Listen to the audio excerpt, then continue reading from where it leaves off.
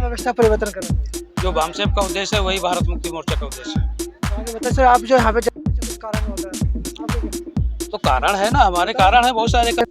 उनके अंदर है जो 3.5% लोग हैं वो एकजुट है। हमारा जो बहुजन मूल्य निवास देंगे वही आज काम, उन्हीं के वंशज हैं वो लोग जो कह रहे हैं कि जो है हम 50 लाख देंगे। नहीं कर सकते भाई। अगर नोट लिस्ट में होगी तो बढ़िया नोट ज़्यादा है। कैसे आएंगे, अभी नहीं आ रहे।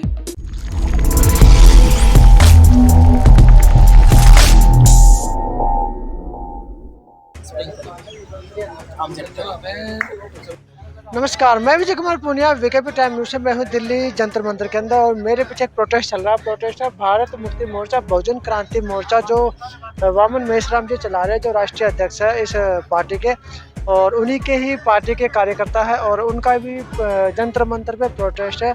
किन मुद्दों के लेके आए हैं, उनकी किन बातों को आगे रखना चाहते हैं जंतर मंतर पे अगर आए तो, और क्या मैसेज जो सरकार को पहुंचाना चाहते हैं, क्या मैसेज जो जनता के बीच में वे पहुंचाना चाहते हैं, उन्हीं से बातचीत करते हैं। सर, क्या मकसद आपका यहाँ पे? ये हमारा भारत मुक्ति मोर्चा बहुजन क्रांति मोर्चा के माध्यम से राष्ट्रव्यापी चरणबद्ध आंदोलन था, जिसके तहत हमने यहाँ पर एप्लीकेशन किया था पहले। तो ये बताइए, भारत मुक्ति मोर्चा है क्या? ये भारत मुक्ति मोर्चा एक संगठन है, गैर राजनीतिक संगठन। 2012। क्या उद्देश्य है इसका? इसका उद्देश्य व्यवस्था परिवर्तन। क्या व्यवस्था परिवर्तन करना? जो भामसेप का उद्देश्य है वही भारत मुक्ति मोर्चा का उद्देश्य है। आगे बताइए सर, आप जो यहाँ पे जंतर मंतर पे किस लिए आए हो? हम आए हैं इसलिए कि जो हमारे मुद्दे हैं वो हमारे राष्ट्रव्यापी चरण आंदोलन के तहत जो भी सारे मुद्दे हैं उनके तहत ही हमारा यहाँ पर भी प्रोटेस्ट है। वैसे तो डेट अलग थी, मगर यहाँ पर हमें परमिशन के लिए जानकारी पहले के अनुसार हमें आए थे कि हमें पहले 2 दिन पहले मिल जाता था, मगर अभी जो नियम चेंज हुए थे कोरोना में वही अभी तक भी लागू हैं। तो इस वजह से हमें वहाँ परमिशन के लिए कहा गया कि भाई 10 दिन लगभग पहले आपको परमिशन के लिए एप्लीकेशन करना पड़ता है। तो जो पहले के चरण थे उनके लिए उन्होंने ऐसा नहीं परमिशन के लिए कहा कि नहीं मिलेगा। तो हमने फिर अगला करने के लिए फिर हमने डेट बढ़ाया, तो इसलिए आज हम 2 तारीख को कर रहे हैं। किन मुद्दों को लेके आया? मुद्दे ये हैं हमारे कि हमारे राष्ट्रीय अध्यक्ष माननीय वामन मेश्राम साहब का रोहतक हरियाणा में एक कार्यक्रम था, डीएनए परिषद थी, उसको वहाँ आरएसएस के लोगों ने और बीजेपी के लोगों ने करा दिया था, करने नहीं दिया गया। ऐसा ही कानपुर में हुआ था, वहाँ पर भी उन्होंने प्रशासन ने और आरएसएस के लोगों ने मिल करके वो कार्यक्रम नहीं होने दिया। तो इसके अगेंस्ट में राष्ट्रीय अध्यक्ष जी ने आरएसएस ने कार्यक्रम होने नहीं दिया। क्या रीजन था, क्यों नहीं होने देना चाहते ये लोग? अब ये तो रीजन वो संविधान तो सबको अधिकार देता है। हाँ, तो वो हमारे जो अधिकार हैं संवैधानिक, उनको वो जो है उनका हनन कर रहे हैं वो लोग। इसी के अगेंस्ट में हम लोग प्रोटेस्ट कर रहे हैं। तो वो क्यों हनन करे? आपको कुछ तो मतलब आपने पुलिस प्रशासन से पूछा करने के सर आप हमें परमिशन क्यों नहीं दे रहे? उनके कहने से देखो, हॉल में कार्यक्रम करने के लिए पुलिस प्रशासन की परमिशन की ज़रूरत नहीं होती है, इसलिए हमने कोई परमिशन लेने का कोई काम ही नहीं उसमें। तो उसके बावजूद भी उन्होंने हॉल के मालिक को जाकर के धमकी देना या उनको टार्चर करना, उनके माध्यम से फिर वो कार्यक्रम जो उन्होंने क्या नाम, ये हॉल का जो बुकिंग था वो रद्द करने का काम किया। ऐसे करके किया, उन्होंने दबाव डाला उन पर, उन्होंने कर दिया। फिर तो उन्होंने कैंसिल कर दिया, कहा कि भाई हम नहीं कर। कारण नहीं बताना, कारण नहीं बताया हॉल वाले ने, तो हॉल रीजन बताया उन्होंने कहा कि भाई ये वामन मेश्राम को यहाँ नहीं आने देना है, बस जबरदस्ती वहाँ दबाव डाला आगे गया। क्या करना चाहता हूँ? आगे जो हमारे राष्ट्रीय अध्यक्ष का निर्देश होगा उसके आधार पर कार्य करेंगे। आप जंतर मंतर पे आए, कुछ तो बात होगी जिस आपके जंतर मंतर में वही आता है जो जिसका कुछ पीछे कुछ कारण होता है। तो कारण है ना, हमारे कारण है, बहुत सारे कारण है। देखो, एक पहला ये है जो है आरएसएस का तथा भाजपा का संविधान द्रोह। उसके तहत जो है 27 जून 22 को हरियाणा के रोहतक जिले में भारत मुक्ति मोर्चा के द्वारा डीएनए परिषद का आयोजन किया था। इस परिषद का विरोध करने के लिए आरएसएस और भाजपा के संबंधित ब्राह्मण सामने आए। बीजेपी के रोहतक जिले का नीरज कुमार, वत्स और जय हिंद नवीन जैसे ब्राह्मणों ने आगे आकर धमकियां दी देने तथा परशुराम के फरसे दिखाकर हत्या तक करने की धमकियां दी। ये सब हरियाणा सरकार के सहयोग एवं इशारे पर हो रहा था।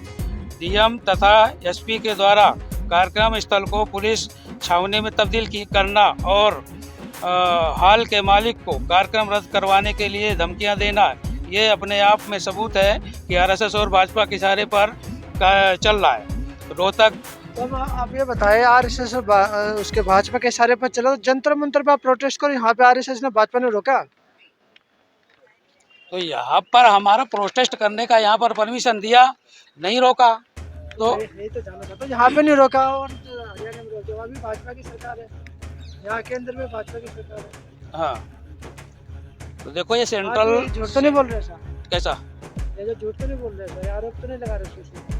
हमारा आरोप क्यों होगा? नहीं, हरियाणा में भाजपा की सरकार है, दिल्ली में भी भाजपा। ये जो डीएनए परिषद था वो दुनिया को पता हो गया कि ये कार्यक्रम वहाँ पर रद्द कराया गया जबरदस्ती से और फरसे दिखा करके और ऐसा करके करने का काम किया। ये तो खूब अच्छे तरीके से आपको पता है। धमकी देना, कहने का मतलब आपको अब सीधे राष्ट्रीय अध्यक्ष को धमकी दिया जाना और राष्ट्रीय अध्यक्ष के पुतले को फरसे से काटा जाना, ये क्या संवैधानिक है? तो कंप्लेन नहीं किया आपने उनके खिलाफ? कंप्लेन नहीं करा था? और राष्ट्रीय अध्यक्ष जी अपना कानूनी कार्रवाई उस पर कार्य करेंगे, वो हो गए ना, हाँ?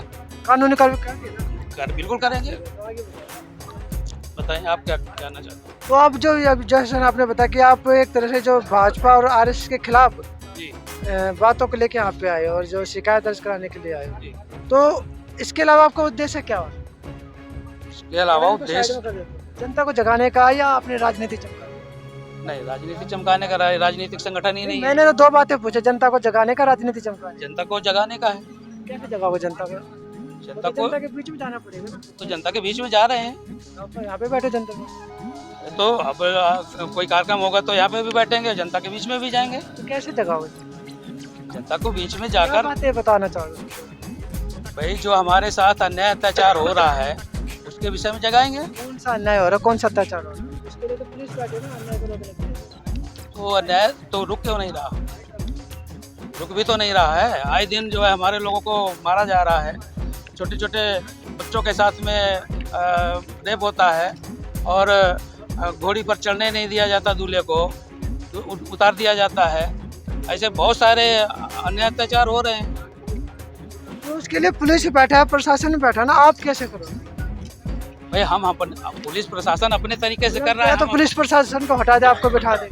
क्यों ऐसा मैं क्यों? तो वैसे बता रहा हूँ। भाई हम कोई कानून अपने हाथ में तो ले नहीं रहे, कानून के दायरे में कार्य कर रहे हैं, जगाने का कार्य कर रहे हैं, तो इसमें क्या दिक्कत है? दिक्कत तो कोई नहीं, मैं तो ये पूछा कैसे जगाओगे जनता को, क्या बताओगे जनता को? तो जनता को हम बता रहे हैं ना कि कौन क्या सी जनता? SC ST OBC minority general कौन सी? SC ST OBC minority. उसको जगाने हैं। हाँ तो मतलब आप बाबा साहब के मिशन को चला रहे हैं। बिल्कुल तो आपको कहने का मतलब है बाबा साहब के मिशन को चला के जनता को जगाना चाहिए। जी। जनता जागती तो नहीं ना? ये जनता जाग रही है, जागती क्यों नहीं है? जाग रही जनता। अत्याचार क्यों होता है? अत्याचार यूँ होते हैं क्योंकि वो प्लान के तहत कार्य कर रहे हैं। हमारे जो लोग हैं वो प्लान के तहत काम नहीं कर रहे हैं। एकजुटता उनके अंदर है, जो 3.5% लोग हैं वो एकजुट है। हमारा जो बहुजन मूल निवासी समाज है 85%, वो या तो विभागों में बटा हुआ है या तो संगठनों में बटा हुआ है। किन्होंने बांटा? ये तो बांटने वाले जो जिन लोगों ने जातियां बनाई उन्होंने बांटा, जाति बना करके बांटा, और आज भी वही कार्य चालू है। मतलब ये लोग आज कुछ और बना देंगे तो बट जाएंगे। अब हम जातियों को जोड़ने का कार्य कर रहे हैं। आपने बोला कि जिन लोगों ने जातियां बनाई है, जी। मैं कह रहा अगर वे लोग अगर कुछ और बनाएंगे तो बट जाएंगे। जो जागृत होंगे क्यों बटेंगे? जो जितना जागृत हो रहे हैं वो एक मंच पर आ रहे हैं, इकट्ठे हो रहे हैं। तो इन बातों की समझ उनको, किनको? तो बटे हुए लोग, वो होना चाहिए, नहीं है। अब उसका कारण क्या कारण है? जानना पड़ेगा, समझना पड़ेगा। वो कहीं ना कहीं वो अपने स्वार्थ से या कहीं कोई बात है, इस वजह से वो बटे हुए हैं, अलग हैं, एक मंच पर नहीं आना चाहते हैं वो। तो आपकी जो भारत मुक्ति मोर्चा की मतलब कि जो अपनी समस्या बताओ, उसको समाधान कैसे निकालोगे आप? समाधान हमारा पब्लिक के बीच में जाके या किताबों के जरिए, एजुकेशन के जरिए, कौन सा मेथड यूज करोगे ताकि लोग जागे? देखो, ये जो कार्यक्रम हमारा चल रहा है, बहुजन क्रांति मोर्चा हो चाहे भारत मुक्ति मोर्चा हो और जो भी संगठन है, उनके माध्यम से पूरा जागृति का ही कार्यक्रम चल रहा है। अभी आपने 6 अक्टूबर को देखा होगा, आरएसएस का हेडक्वार्टर जो है घेराव का कार्यक्रम था, जो वहाँ प्रोटेस्ट मार्च करने का था। अरेस्ट भी कर लिए, डिटेन तो उस पे जो है बिना किसी नोटिस के या जो है उनको मेसराम साहब को डिटेन किया गया। बाद में छोड़ भी दिया था।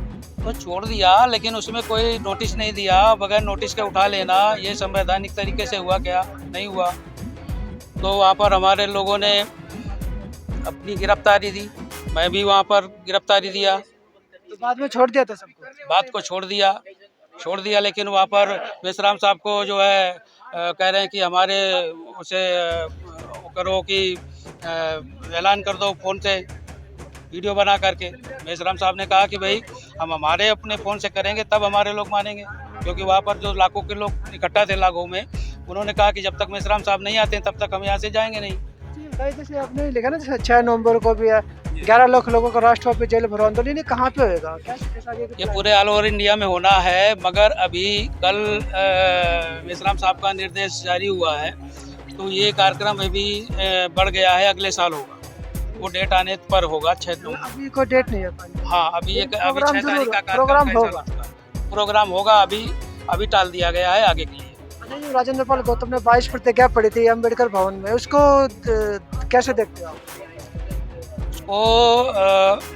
उन्होंने जो किया वो बाबा साहब के अनुयायी के रूप में किया। उसको मंत्री पद गंवाना पड़ेगा। तो मंत्री पद उनको जो है दबाव के कारण उनको गंवाना पड़ा। जबकि तो उसने 22 प्रतिज्ञा पढ़ी भी नहीं थी, वो राजरत्न ने पढ़ी। वो पढ़ने को कोई भी पढ़ सकता है, मगर आप इसको कैसे देखते हैं?